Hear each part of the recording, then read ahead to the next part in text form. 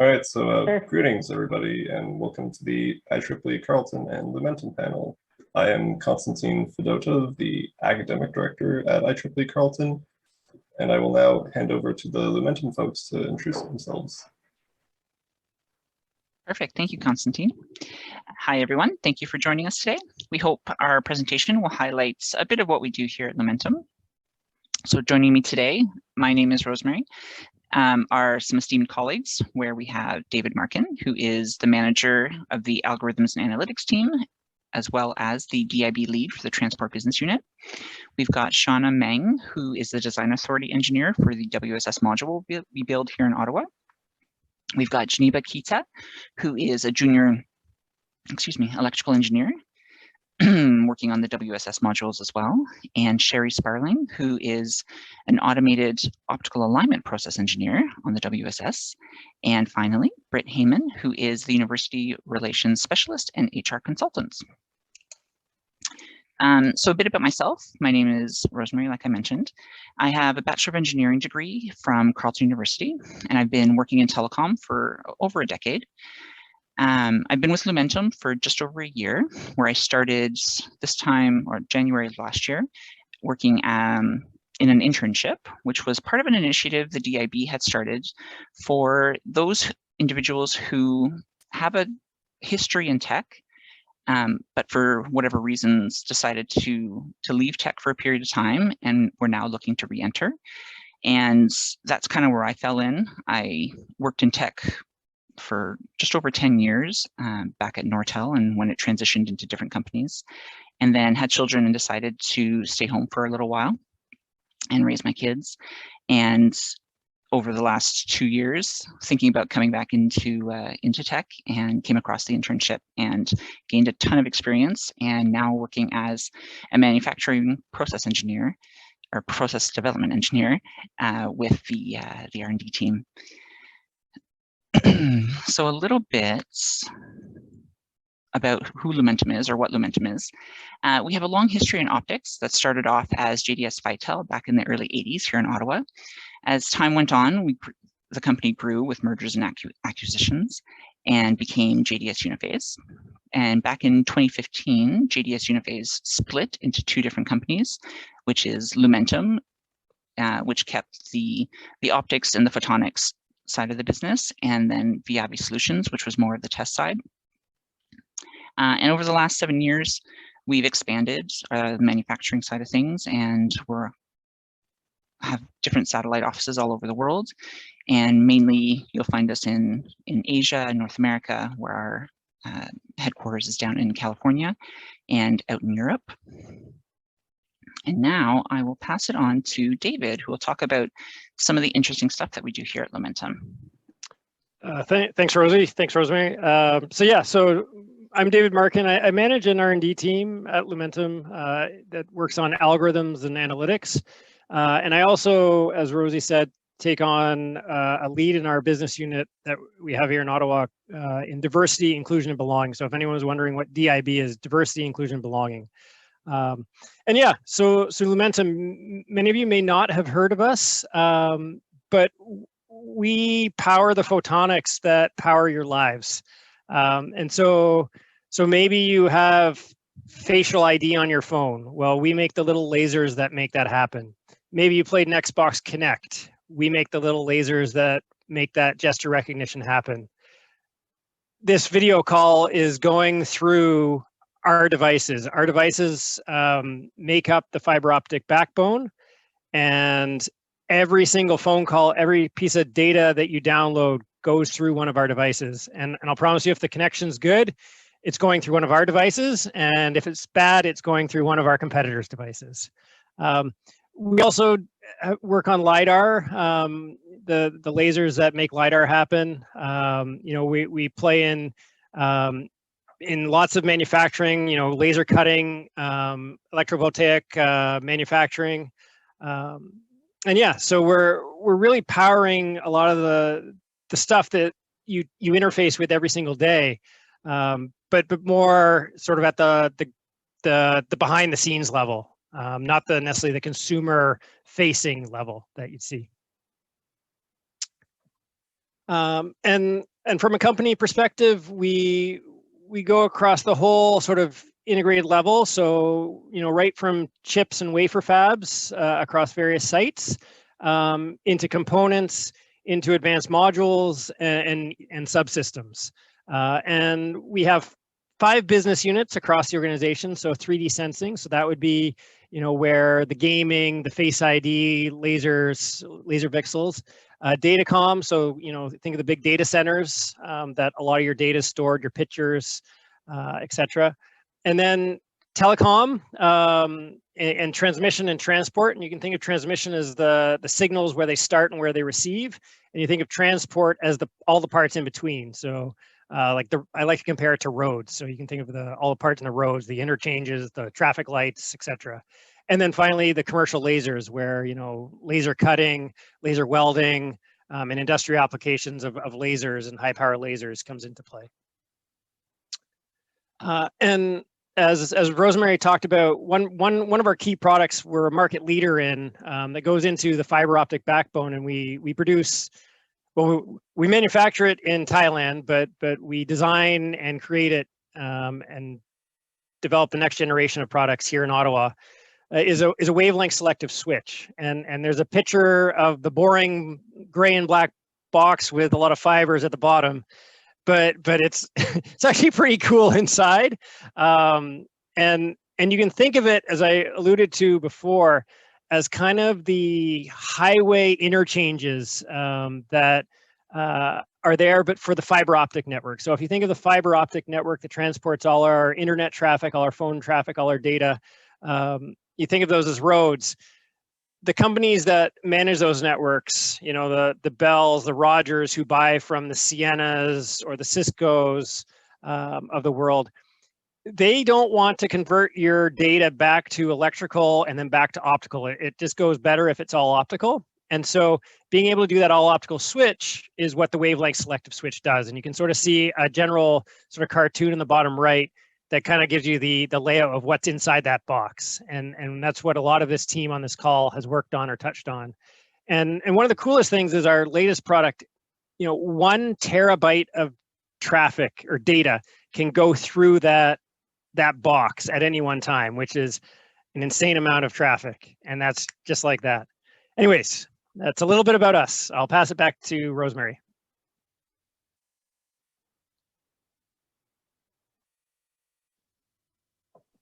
Rosie, you're on mute. Thank you. We'll change direction a little bit, and we'll talk about diversity, inclusion, and belonging, and what that means to Lumentum.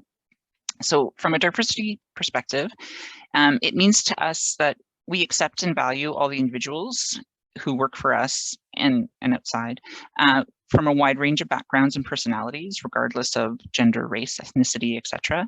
And we realize that our differences help broaden our perspectives and help further push to keep us innovating and building a work environment that thrives.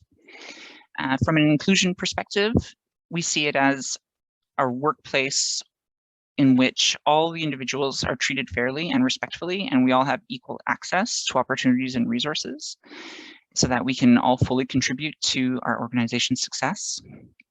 And then finally, belonging is when the employee or the individual feels safe and valued for what makes us different. And it's not something that an employee can create for themselves, but it's a shared commitment amongst all of us to create a space where everybody can be themselves authentically and be accepted and appreciated for who we are. So one of the fun analogies that I like to use, and I've heard thanks to David, is diversity is being invited to the party, whereas inclusion is you're being asked to dance, and then belonging is feeling that you can dance like no one's watching and you don't feel judged about it. Over the last year and a bit, I've had the opportunity to be a part of the co-op interviews that David Markin's team works on or does. And one of the ways that we like to see how people think through different problems is to ask this question about or it's an open-ended question, I should say, that allows us to see the co-op's thought processes and how they approach a problem. And it's been pretty interesting to see the different approaches that students from different disciplines come up with. So the problem is a contest. So you want to win $1 million, which is the prize. And to do that, you need to figure out how many golf balls will fill an Olympic-sized swimming pool. So Davidson in particular tends to draw from the nanotech field, physicists, some mathematicians, and computer sciences, and some of the engineering disciplines. And it's really interesting to see how each of the different programs or students from the programs attack the problem. So if you look at the nanotech students, a lot of them tend to come up with or use the theory of molecule packing and how the molecules get packed into a dense space. Or you'll look at the mathematicians or physicists who sometimes like to use mathematical theories in order to prove out how many golf balls will actually fit in there. And then you'll get sometimes the computer scientists will try to come up with a computer model to figure out how many golf balls will fit. And then you'll get the engineers that like to build mock-ups of the structure and see how everything kind of fits in a smaller space and then expand that into a larger space. So the really interesting thing is, imagine if all of these different approaches and different creative ideas were all in one team, and having that joint strategy could be a really creative and awesome solution that they would have come up with if they were able to work together. And that's how we see it as on our teams here at Lumentum, is if we have all these different voices and all these different perspectives, everybody's got something slightly different that they can suggest or come up with. And then as a team, you build on that, right? And it becomes kind of not only a collaborative environment, but also a really creative environment, because everybody is working together to better all their ideas. And that leads us into some current initiatives that we have here at Lumentum. So from a corporate level, we have several resource groups that are geared towards certain areas or certain races.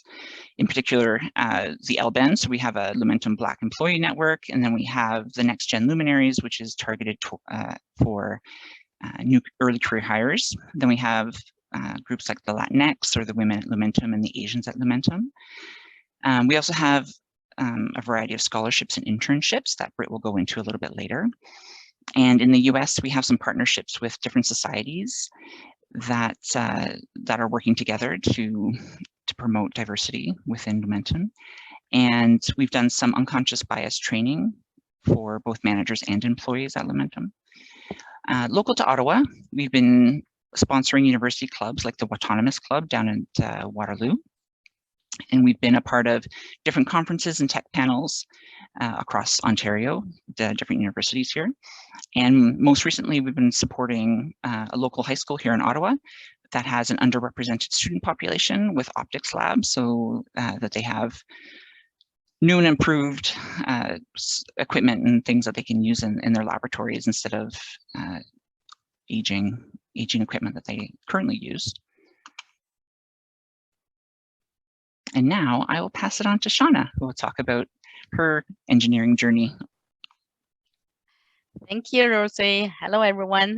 My name is Shauna Mann, and as you can see, I'm a renter. Yeah, and also you can hear from my voice that English is not my first language. Anyway, that doesn't matter at Lumentum. Like, I would like to start on my second bulletin. And at Lumentum, I'm definitely feel included and given equal opportunity as my, male or any other co-workers, to excel as an engineer. And so you can, you may look different, you may speak English with accent. However, as long as you are, motivated, good learner and good team player, and cooperative, and also you're accountable, I think you'll be successful at Lumentum. So DIB doesn't matter your color, or English not perfect. So I've been with Lumentum since 2015 for the last 16 years now. And before Lumentum, I'm been, working for a big company, actually very big company, and very small companies. And, without comparison, I probably won't know, which ones that I prefer, but I can tell you definitely I find Lumentum, it is the best employer I've been working for. This is not on my own voice. Actually, this year, February 1st, the Ottawa Citizens, there's an article. Basically, Lumentum Ottawa is recognized as one of the Ottawa, the capital region's top employer for the 6 years in a row. And also best employers for recent, university graduate for the 5th year in a row. So, and you can go on a website and Dr. Google, find that article. Anyway, the reason I find Lumentum is such a great working place, and I like the size, is Ottawa, I think we're between, I could be wrong, Rosie and the Brits. I think we're around 400 something employees. It's, to me, that's a perfect size, Some of the company, very, very big company, I felt I'm like, a sand drop in a big desert or little drop in the water, in the ocean. So it feels very, very small, insignificant. And that's what I found on the, a huge company. Small company, like I'm working for 2 startups before I joined Lumentum. And they are, I guess it's from the learning, yes, you definitely can learn lots, but they all when, especially, some of the year, they struggle financially, then they went bankrupt. And Lumentum, our, say, the business and you take a look at the stock, I think everything is just great. The company have a lot of potentials. Yeah. Another thing I like Lumentum is the people. Doesn't matter the VPs or the directors or just regular your coworkers. Everybody's very friendly, approachable. You can carry a hallway conversation with the VP you run into or cafeteria. Just talking about everyday life. They not give you a stern face or pretend they don't know you. So, another thing I find at Lumentum is they give a really good training to the new employee, regardless if you're co-op intern or just new employee, and it's give you a lot opportunity to make you excel, to be the bringing out your best potentials. And so you can actually, there's program at Lumentum, you can choose mentor, besides your supervisor in your own group, you can choose a mentor in, say, San Jose or even like Europe, somewhere in Germany or Thailand or China. So you can choose another mentor, talking about, say, your long-term or short-term, your what you want to do for your future. It doesn't have to be somebody in your own group. So that's just great. And I working for other company, this is the first time actually company I know is doing that. And another one may be small, but I love it. Lumentum have a shower. So you can bike and it's a walk to work, or just take the bus, drop off in the, the Fallowfield station, then jog the rest week. And there, you can have a nice shower, then go to cafeteria, have a nice hot breakfast. Something small, but I think it definitely, make you feel very good and comfortable. And other things, works for life. So, we want to stay healthy. Especially, a lot of us are sitting in front of a computer for a long time. And Lumentum, they offer the lunch hour boot camp. And for, some of you guys not familiar, boot camp, it's just basically, workout.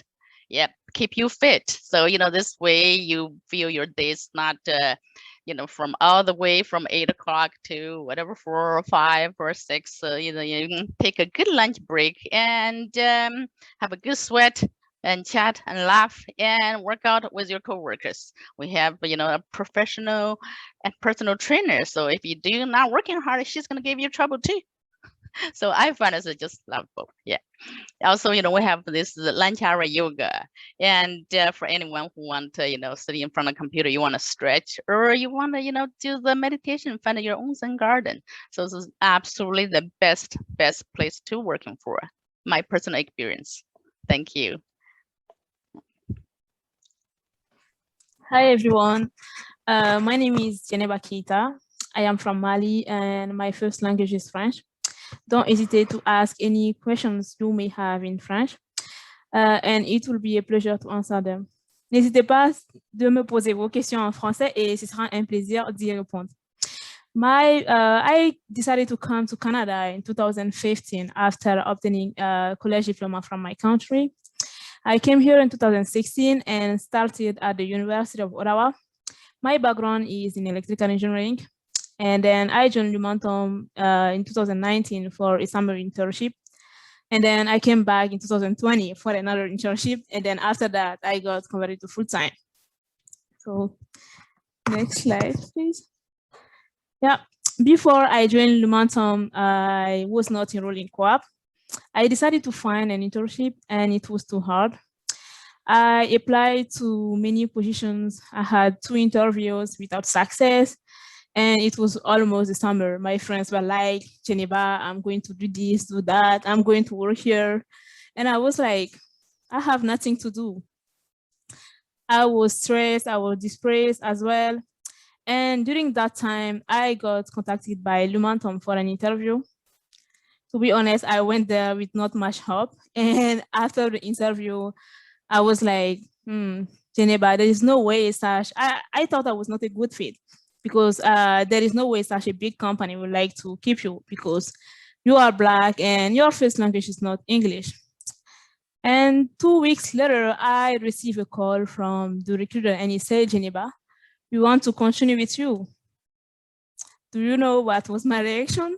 I asked him if he was joking, such as I was happy.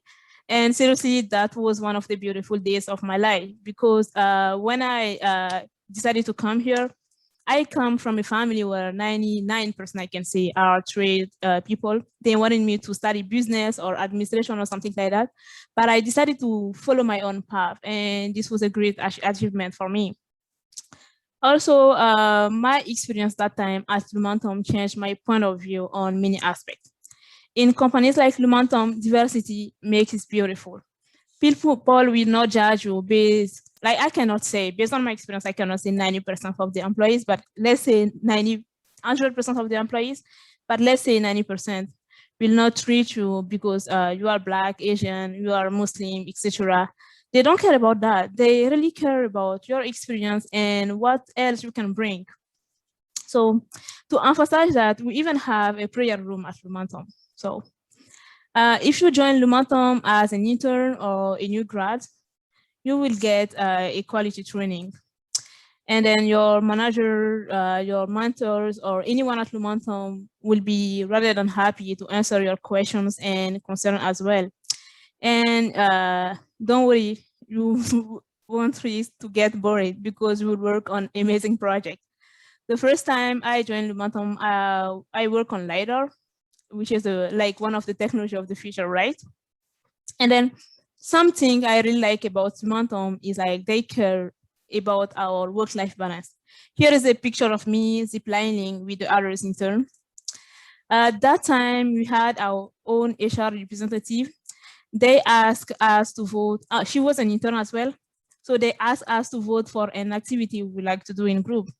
And then we decided to go ziplining. The company took care of everything, transport, food, any cost related to ziplining. And we were paid as well. Could we imagine that?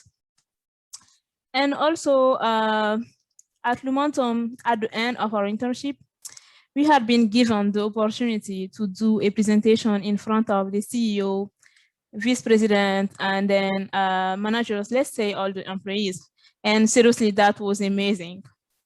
If you are looking for a place for your career, you like growing, you like challenging yourself, and you want to work on amazing projects, and then even you don't care, you want to be in an environment which is like diversified, come and join us at Lumentum. On those, we give the floor to Sherry. Thank you. Can you guys hear me okay? All right. So my name is Sherry Sparling. I am an automated optical alignment process engineer, although I think my title says something different. But I work on the WSSs that David showed that show just as a gray box in the middle with fibers coming out. But the work that goes into making the parts that are inside that gray box are where the fun begins. And so what I get to do is build the robots and use the software to put all the optics together inside that box and all the testing that's required to do it. And so it becomes its own puzzle day after day. So Rosie, on that note, if you can bring up the next part of the slide there, one of my favorite things to do is to solve puzzles. And that's a retro photo there because the Rubik's Cube came about when I was in high school. So that's the sort of way back when that we're talking about. And this is how you know, I'm sure most of you on the call are the same. If you're in engineering, it's because you love solving puzzles. That's what I do day after day. And it is exciting every time you solve something and you can do a little happy dance. And so when I went from my high school world of what do I want to do, I also was heavily involved in sports and therefore injuries. And so what I went into after that was biomechanics in my master's. And so that brings up slide number 2, or part number 2 anyways. And so when I graduated university, it was one of the downturn times of the economy. So I did a master's and it was in biomech, and I really was interested in what kind of forces were on your knee because I think I'd had 2 knee injuries at that point. Maybe just one came while I was in university. And so at that point, I really fell in love with a lot of the research side of things. And this is when I started learning about optics also. So that was a fantastic experience. And yet I missed the sort of teamwork that you get from an environment like we have now. And so bring up the next one there, Rosie. This is a tribute to that. This is not me in the picture. I did play rugby, but not with this team. This team is the majority of the folks on this team were among the bronze medal winning rugby sevens team from the first time it was in the Olympics. And I have met some of them actually. And they, to me, signify the kind of teamwork that I love to see in a company like Lumentum, in it when we all come together. And an example that I have on that, hang on a sec. The example I have on that is that with the work that we do here at Lumentum, the work that I do, we have to rely on many, many other groups in the company. David's team is among them, but also there's optical designers that say what the product is supposed to do. There's the people who buy and sell all the components that we need, the people who test it, and the people who are the mechanical designers that we work with. Everybody works as a team and it all comes together, and it is very exciting. And it's part of the thing that I love. If you want to bring up the next part there, Rosie, I'm very much like Shona in that I worked at many companies before Lumentum. Nortel was the first that I was with, and of course, that went by the wayside, and a lot of us joined in a couple of startups at that point back in the day. And the two of the ones that I was with for a while was Picaro and OneChip. Both were Ottawa companies, fantastic companies, but just like Shona said, you have great experience because you have to do everything, but it doesn't last completely. Picaro still exists, but it exists only in California. And then when I came to join Lumentum, we were still JDSU at that point. That was 2014, I think. And because of having worked at many of the other places before, I actually had a little Post-it note in my desk. It took you long enough coming from the other places to come over to JDS. And that has become Lumentum. And to tell you the truth, we got the best part of JDS. The crew that hung on as Lumentum is the best part of JDS, and I echo everything that folks have said before me, that it's a great place to work. I think that's all I have to say. Perfect. All right, so as I kind of head into the final part of our presentation, my name is Britt Heyman. I am the University Relations Specialist and HR consultant, predominantly focusing on staffing here at Lumentum. I predominantly focus on the Ottawa business units and kind of the Canadian landscape to be able to do these things.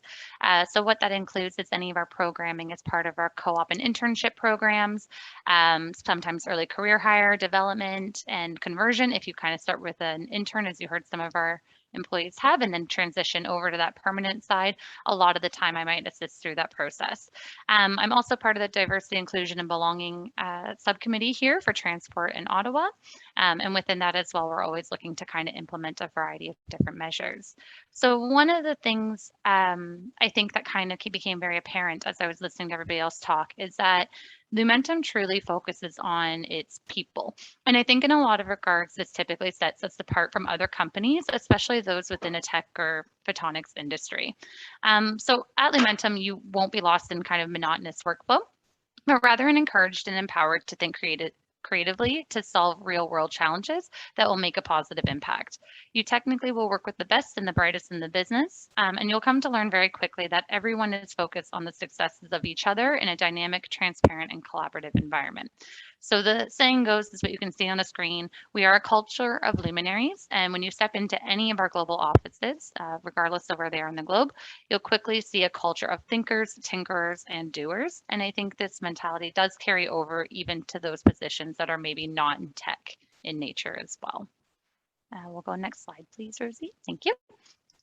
So as I mentioned, the co-op program and the internships is something that is very special to me.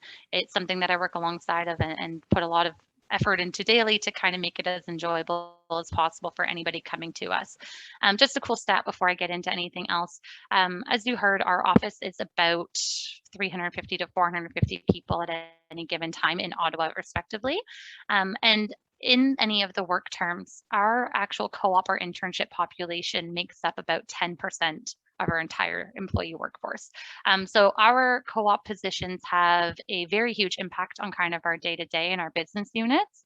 And they definitely come in and hit the ground running to contribute to a number of projects or any type of meaningful work. So dividing it down here, we do offer work terms that are available for all three of the terms that your school would kind of align with, which are summer, fall, and winter. And we typically offer options between 4 months all the way up to 16 months, depending on both what the student is available for and as well in conjunction with their manager's preference. We offer opportunities across all divisions of our business. So the 5 that David mentioned at the beginning, and or then there's additionals probably in there as well if non-tech is also a point of interest. But we do offer opportunity throughout that as well. And I think one of the best parts about that is, as our CEO always says during his initial meet and greet with the students each term, co-ops are really important to learn not only what you do like, but also what you don't like. So ultimately, if you are in a position and learning about what's not of interest to you, there's opportunities in other parts of our division or business for you to connect with, integrate with, and potentially expand into as well. As I mentioned, all of our employees are provided with meaningful work with purposeful contributions. We do consider them an equal member of the team. We provide all training to get them up to gear, up to speed, and then any of the projects assigned to them are typically known to have a significant impact to process, product, program, culture, and overall business. And these contributions are also commonly recognized by peers and management alike. And the final piece there, as you kind of heard from other parts, we do have a lot of social and networking events available to our co-ops and interns. So whether it's zip lining or meet and greets with the CEO and the vice presidents in either an informal setting or a presentation, we also offer a number of other development opportunities and ability for individuals to kind of connect beyond their initial small teams. Even if you're only here with us for 4 months, like I said, it's important to kind of see big picture, understand what Lumentum can contribute to, and maybe there's opportunity for you in more than one sphere and kind of wherever you would like your career to progress into. Next slide. So one of the things too, and this was actually just recently introduced. So one of the big things that I'm proud and excited to announce is that we're actually now offering diversity, inclusion, and belonging scholarships to the Canadian co-ops and interns. When I say Canadian co-ops and interns, I just mean those completing a program with us in our Ontario offices. But technically, you do not actually need to be Canadian citizen to be eligible for these. So the Lumentum Canada Scholarship is a $5,000 scholarship that is awarded at the end of each summer to outstanding Lumentum co-ops and interns that come from underrepresented groups. We do invite students to apply from both summer, winter, and fall, so you can kind of complete an internship at any point, but just that the announcement does come once a year. And this year specifically, we'll be awarding 10 of those scholarships to a variety of individuals. The purpose and objective of this is that we do kind of strive to engage and win by making meaningful contributions to society and ensuring fairness and integrity in everything that we do. Armed by our guiding principles, this scholarship aims to support access to education and professional development in underrepresented demographic populations. So within our eligibility requirements, it doesn't take much. The number one thing is that you just have to be completing an internship or co-op with us at Lumentum, as I mentioned in any one of the work terms. We do not have any kind of payback in the sense of you have to then return to us if you win the scholarship. It's just that you would have had to have joined us at least for one semester while we were offering this and have been invited to apply. You must identify as someone from an underrepresented background. For this, we actually acknowledge and kind of follow suit of the government, which would be First Nations or Indigenous peoples, women, visible minorities, people with disabilities, and LGBTQ2S+ individuals. And the only other piece is that you must be returning to school for at least one semester after the awarding announcement. And this is because we will pay the scholarship directly to your school. So if you are graduating before we're announcing it, we don't have a way to get you the resources and funding, and the intention is to help support you through that education and professional development. So in terms of the co-op and internship piece, before I move into the other side, a lot of our positions, if you are part of your co-op programming at Carleton or at your school, they will be posted for you through the co-op offices and available for you to kind of apply, interview, and be reviewed and considered. However, you know, if you do not have continuous employment and work term rotations, so maybe you have a summer off, we also are open to hiring what would be then deemed an intern.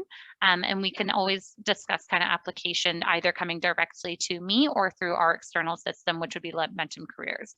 So if you are interested in a future position and you do not see it posted on your platform within the respective timelines that the school does so, I open up the floor that if anybody wants to send me a direct email, I know Constantine has my email and can share it forward. I'm happy to accept resumes and get them in front of the respective managers as we kind of hit those timelines. Okay, next slide, please. Thank you.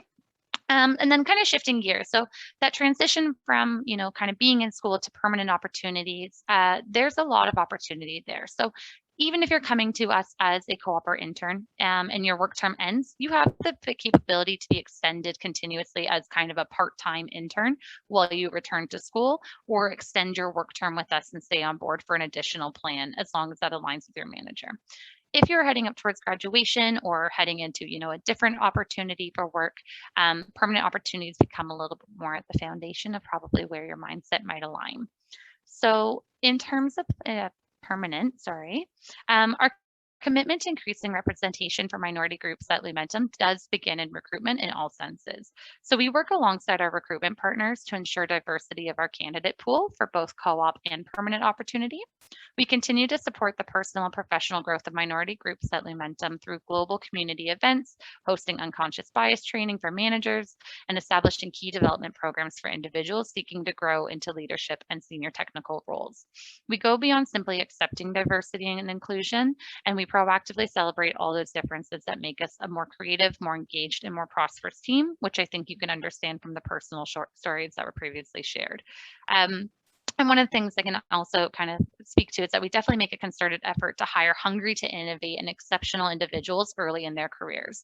So what we would deem early in your career would be either recent graduate, intern co-op, or anybody who is within the first 5 years of kind of heading into their future career path. And in fact, 1 out of every 3 Lumentum new hires are actually beginning their careers with us. So we put a lot of value into hiring early. And as I mentioned, those hungry to innovate and accept exceptional individuals. So if you feel as though you may have quote unquote lack of experience as you've been a student, by no means does that mean that you would be disregarded for an opportunity with us. These positions kind of won't as frequently be posted on the school boards just because of the volume that we may have them or the volume of candidates. So typically we would always invite you to apply to these ones directly by exploring our career opportunities on our Lumentum Careers website. And they will always be actively posted there, but you'll also find probably almost 100% of them also posted on LinkedIn if that's your preferred resource. We have a page there that shares both updates on what we're doing, kind of cool things happening, employees at Lumentum, but also all of our job postings. Next page.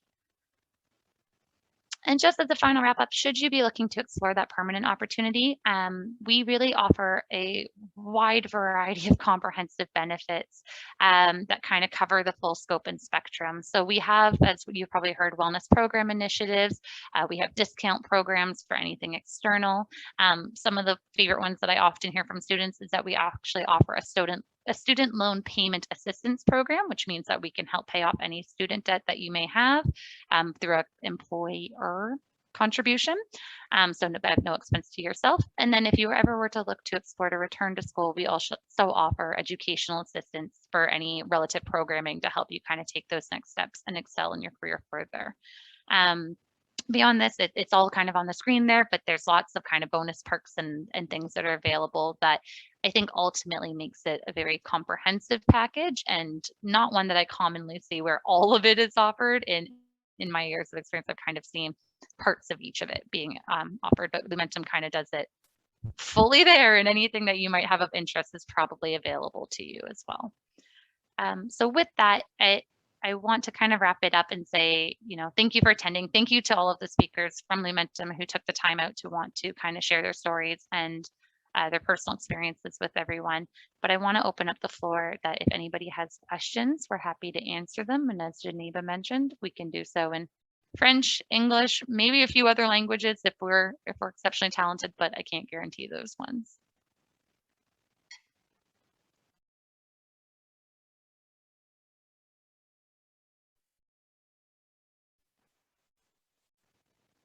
I'd be curious if any of you out there are brave enough to turn on your videos too. I think Gaston wants to. I was just about to. There we go. Hello, everyone. Yeah, I have actually a question to Shauna. Am I saying that right? Sorry, yeah, find my unmute button. Yes, go ahead. I saw. Sorry, I joined a little bit late, but I saw on your slide that you're an engineer. So I was curious, what kind of engineering is your? I did my graduate school at Queen's, electrical engineering. But in the electrical engineering department, there's electronics, and my supervisor, which is Dr. Carleton, he's doing the optical communication, and my research thesis is on erbium doped fiber amplifier, which is Lumentum also do. So what David mentioned, that it's like on a roll, right? Your amplifier is like your optical signal, transmit along the fiber, then they're getting lower and lower. Then you got to boost them up, right? Yep. So that's optical amplifier. What David was saying, in Ottawa, our actually bread and butter, it is WSS, the wavelength selective switch, which is like a highway. You're on ramp and off ramp. There's so many ways. In Ottawa, you go to Toronto, Montreal, whatever. So that's what the optical switch. What do we do down here in Ottawa too? Do I answer your question, or maybe? Yeah. Nice, very interesting. Thank you so much. Thank you, no problem. Gaston, what type of engineer or technical programming are you in? I'm actually my academic background is in electrical engineering, but my focus has been mainly kind of on the software side that works closely with the electrical. It's kind of hard to go away from the electrical stuff. I've been in love with circuits forever, and it's kind of hard to kind of move away from it. So I tried to kind of work on the software side of things that is the closest to the hardware. You'll be happy to know. Sorry, go ahead, Sherry. I was just going to say, you'll be happy to know that anybody that does software here always has to also understand how it applies to the hardware. So you always get a little bit of both. That's the power. That's the power that the hardware people have.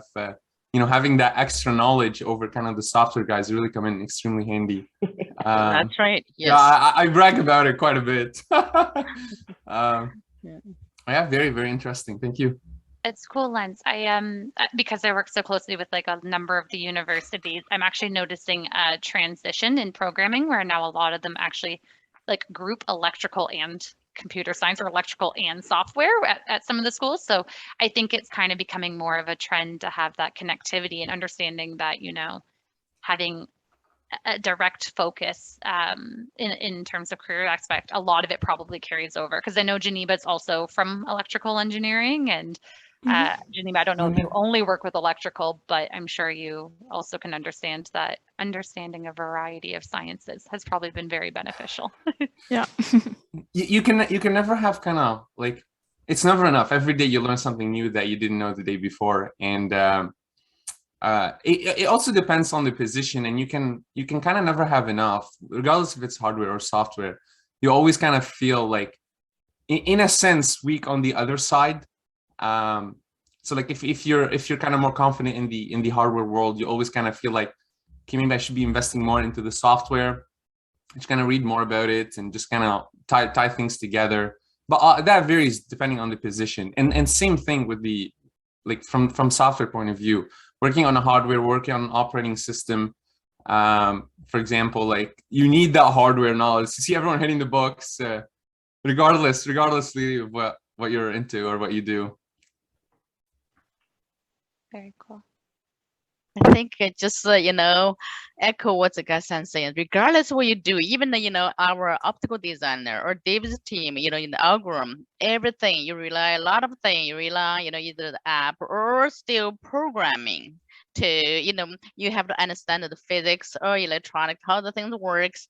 But you know, everything we rely on computer. Like Sherry is designing this, you know, for alignment. Yes, she definitely do lots of coding too, I bet. So funny enough, I don't do the coding, but I have to use the coding. Yes, you understand the coding. So yeah, so coding is there. Yeah, we work together. If anybody's shy, they can stick a question in chat, I imagine, too. Definitely an option. Also, welcome back, Jenna Redfern. I know David Markin pointed me in your direction initially, so thank you for getting us all here, but welcome back. For anybody curious, Jenna has done a previous co-op or internship, but one of them with us in the past. Yeah, I did a co-op 8 months back in 2020. Welcome back, for sure. Yeah, no, glad I could help put this together. Jenna, did we do a talk last year at some point that was a more casual get-together from different places? I think so, yeah. Yeah, it was the Women in Engineering panel, I believe. That's right, yes, yes. Good job. There's a question in the chat, and they're curious if there's any positions for people with a background in mechanical engineering. That's me. So I can answer automatically, yes. Sherry actually comes from mechanical engineering. So there's co-op, there's permanent, there's internship, but maybe Sherry can share a little bit other perspective on that. I'd love to. There's different parts of mechanical. We have what's called a mechanical design team that does the CAD drawings side of things. There's an extension of that does the stress strain modeling stuff. I'm not in that group. Instead, I'm in a group that develops the processes, but the mechanical engineering background knowledge is extremely useful, and I rely on it all the time. So my actual position is not mechanical engineering, but I and a colleague, I don't know if you guys know that Charles is also a mechanical engineer. And so the background that we both have brings to the table, essentially, you can think about it as the mechatronics world. We're the mechanical side of that. And for example, our particular group goes out asking specifically for mechatronics, only because it's the most close to what we do, but because the mechanical engineer sometimes is assuming that it's CAD drawings that you're only going to do. But we totally accept in our group mechanical engineers, but understanding that it's in automation that we're doing, but it's used in all groups. The product itself needs a mechanical design also, so it's everywhere. It's everywhere. Yeah. To add to that, you know, every optic in the design in that box needs a design drawing. You know, mounting the optics onto the bench is it's a challenge in terms of coefficients of expansion and material choices. It needs design. It needs to, telecom products in particular need to stand up to some of the harshest qualification standards. It's got to survive 20 to 25 years in the field because our customers just don't want to dig it up after they put it in the ground. So it's got to pass 200G impact, for example. It's got to survive, 2,000 to 5,000 hours of accelerated aging, at 80 degrees Celsius, 80% humidity. So that mechanical design, that FEA modeling, and then everything we put together needs jigs, and that needs design efforts as well. So there's lots of mechanical design opportunities. And we use glue that we need to understand. Yeah, it's all kinds of stuff. Just a feedback to your response. They said amazing. Okay, thank you, and awesome. Thanks so much. That's good. That's great.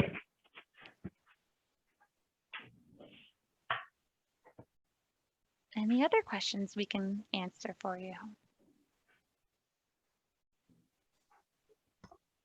I may have a question. Please. Hi. So this is probably more directed to the electrical engineers. I am also in electrical engineering right now, and I'm really interested in like the physics side of things. But so far from my experience, our program doesn't really have a lot of, I guess, physics-based courses. It's so far been like a touch of kind of every field within electrical engineering.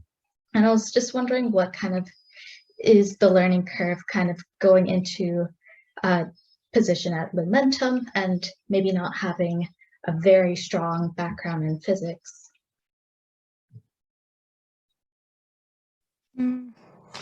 I can take that if you want. So I have a background in electrical engineering as well. But when I first joined Lumentum, I was not part of the electrical team. I was working with the LiDAR team.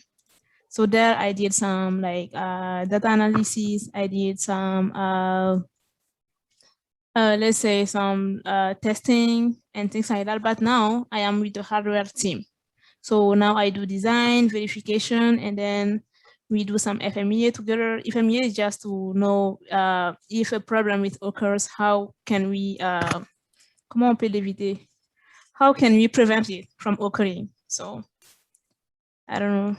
So which you are doing electrical engineering and physics, right? I'm in electrical engineering. I'm just planning on taking more of like, I guess, the physics courses in 4th year. Like, I guess more.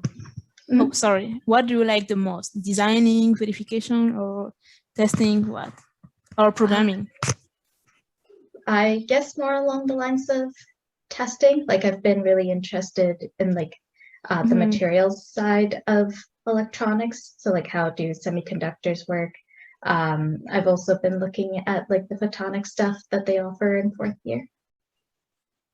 So that means you may maybe be a good fit like in hardware, like maybe in 3D sensing as well, right?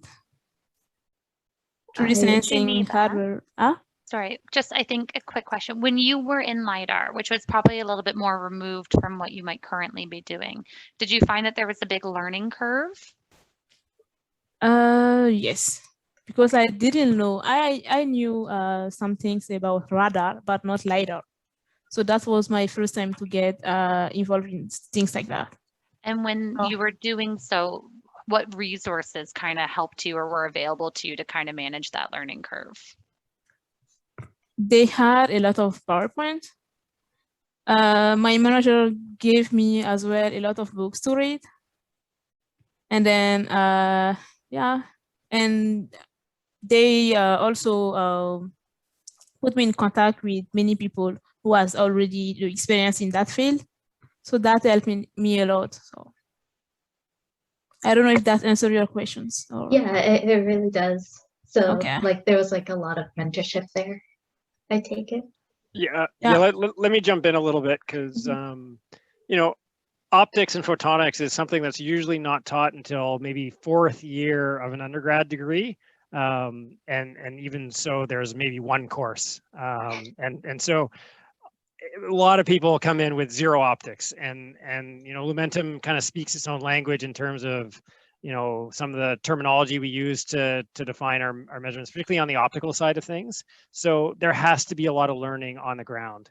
And so we do, you know, we've set up courses, you know, for every start of that co-op or internship window, every 4 months, we have a series of trainings that, you know, are available to the co-ops and interns. Some are more applicable to certain groups than others. And they're also stored, now that we've been sort of virtual a lot over the last couple of years, they're all now recorded and virtual, so you can go back and watch them again. But yeah, there'll be a lot of on-the-job learning, a lot of teaching, and you know, it's going to be very, very hard to come in and just know how to do everything day one, unless you're off doing a master's or PhD in a very specific narrow area of research. You know, maybe you did a master's in EDFAs like Shauna did, and so you might come in with that expertise. But otherwise, you're going to learn.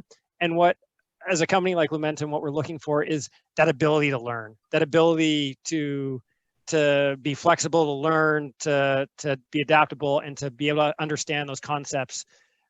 Because frankly, in 2 or 3 years, we're going to be working on newer stuff that hasn't been invented yet, and we're going to all have to learn about it. So. Awesome. Thank you for your answer. And can I add? Oh, sorry, Rosie, you can go first if you have things. No, I was just going to piggyback on and add to what David was saying, and also the curiosity.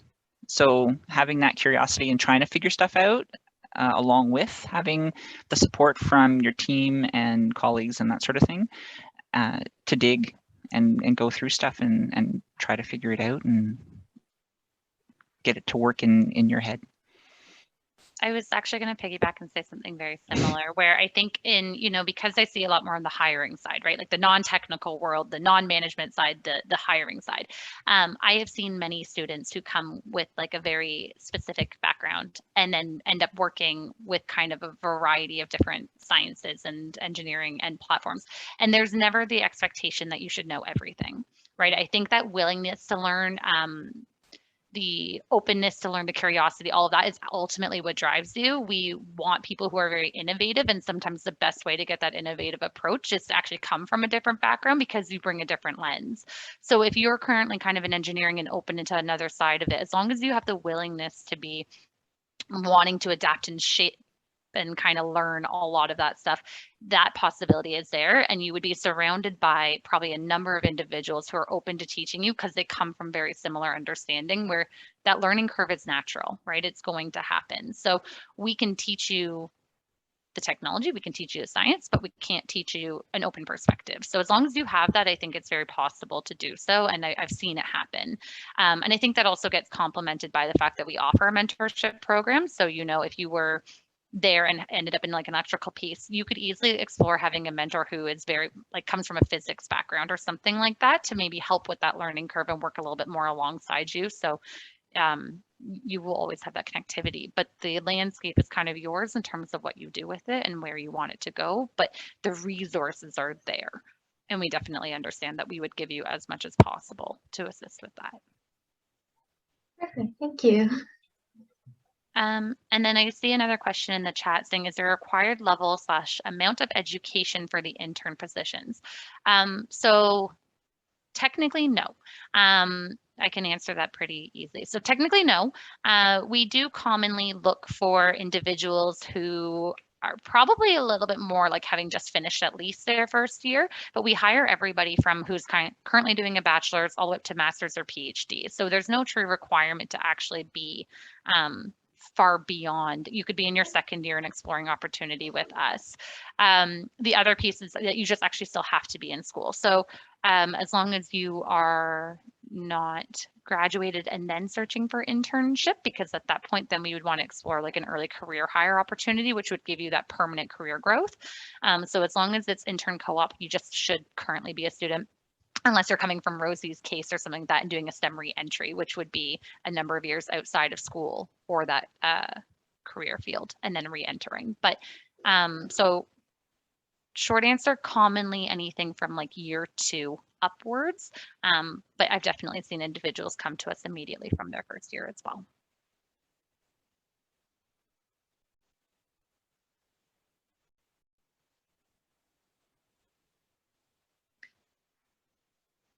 So yes, to explain STEM re-entry. So STEM re-entry is actually, Rosie, I'm going to let you answer this because I think you actually have like the most personal direct experience to be able to speak to that. Sure. So the goal of the STEM reentry was to give an opportunity to people who've been out of tech for a little while to come back in.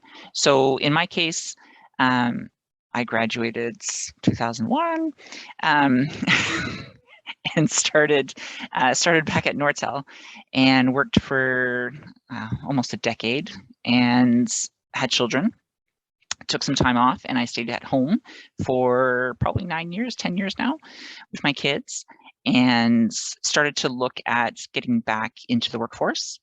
At the time, so probably 2 years ago, looking at job descriptions, a lot of them seemed completely out of realm of possibility, only because the amount of experience they were looking for and current knowledge on certain technologies, I just didn't have, right? Because I'd been out of tech for 10 years. And then I came across this STEM reentry internship, which was geared towards anybody who had been out of STEM or out of tech for, I think it was 2 years. Yeah, thank you. A minimum of 2 years. And we're looking to get back in. So you had an opportunity to be taken an internship for 8 months and get kind of on the job training in different aspects of the company. So I had the opportunity to work on David's team and another hardware team looking at the LCOS, or working on the LCOS, and a couple other different projects around the company to get a feel for different engineering jobs. So I kind of landed in manufacturing process development, which I quite enjoy. I like seeing how all the puzzle pieces come together, which is similar to what I was doing back in Nortel, which was solution integration. So I was taking X number of products and getting them all to come together into one giant solution that would do whatever it is that we wanted them to do. And so, yeah, it kind of transitioned from the 8-month internship into now a permanent position doing development, process development. I think that covered everything. It does. So yes, the thing is, right, so Rosie, for example, had left due to raising children. That doesn't have to be the case for anybody. You know, we've had individuals come through STEM reentry that maybe moved countries and weren't able to find that initial job right within the field, so they explored a different opportunity in away from STEM and something like that, and then they realize that they want to re-enter into it and that they have that transferable skill set. So the whole point is really to help bridge any gap that may have occurred in within STEM. It's a tough industry, right? It's constantly moving, constantly progressive, and constantly forward. So anytime that gap kind of exists, it can feel like you no longer have all of the information and knowledge required to perform successfully in a role. So we want to be able to integrate that to allow for that re-entry. It's a paid opportunity, but I think one of the easiest ways to look at it is almost like 8 months of on-the-job training so that you can actually excel and kick off once you kind of transition into that permanent space. But that being said, it allows you to kind of learn and reintegrate and get kind of familiar without all the initial pressure of having to apply to those permanent positions and feeling like your resume maybe doesn't match your skill set or the skill set that the company is looking for. What does the M stand for in STEM? Math. Math. Thank you. I was gonna say I have to go through the whole thing. Thank you. But math. Yeah. The latest is supposed to be STEAM though, where you add the arts into it as well. Because ultimately, right, I think we've actually talked about that a little bit internally as well. When we look at it, right, even working in a tech industry, if you don't come from a science background, it can be tough. So sometimes that STEAM mentality of having a different side, but being integrated into tech to learn the language and learn kind of the functionality, it's equally as important.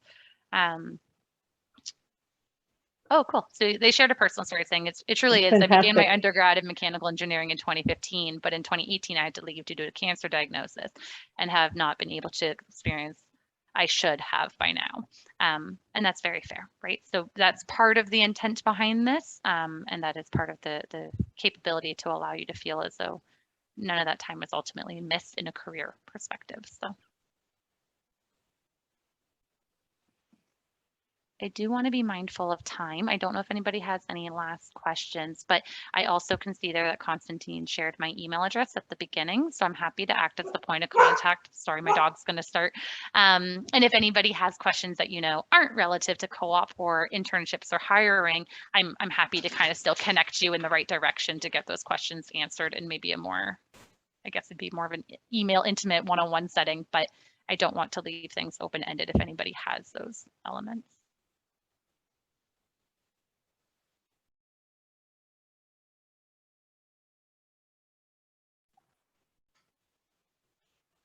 Okay.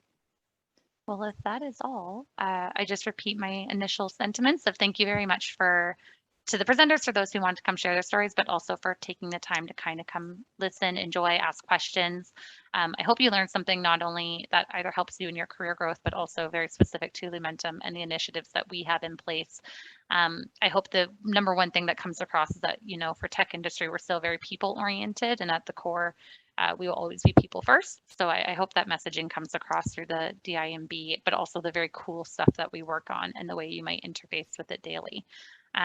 If anybody else has any closing remarks, I'm happy to do so. If not, I will say thank you and enjoy the rest of your afternoon.